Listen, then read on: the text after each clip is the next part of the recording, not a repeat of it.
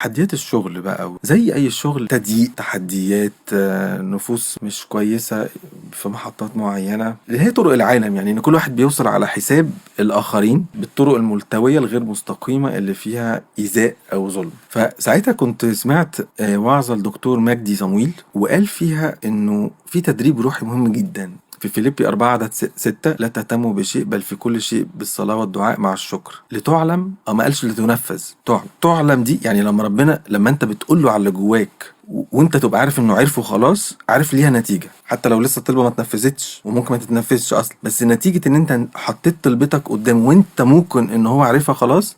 يبقى بقية الآية: سلام الله الذي يفوق كل عقل يحفظ قلوبكم وأفكاركم في المسيح يسوع. في سلام هيسري في قلبك. اتدرب ان انت تحول آلامك وأوجاعك لصلوات. جاي في وقت الأكسجين اللي كان بيروح في الشغل تروح مخنوق، يعني تروح عارف حاسس طب نتنفس ايه ده كل ده من يمين وشمال. في المرحلة دي لقيتني بصلي له كالعادة بالحاصل، باخد اللي بيحصل ده، باخد كل الضلمة اللي بتحصل دي وادخل بيها للنور يتعامل. فلقيتني بحط الكلمات دي جواي، بقول: حول أوجاعك دايما لصلاة وحكي معاه. هو بيسمع وبيصنع، وأول حاجة بيقدر تعبك حتى لو لسه ما تدخلش بالطريقة اللي انت متوقعها، بس هو بيقدر لأنه هو عدى في ده قبلينا. فغير انه خلقنا وجابلنا وعارف احنا مين وايه اللي بنعدي فيه، وكمان عدى فيه بلا خطية.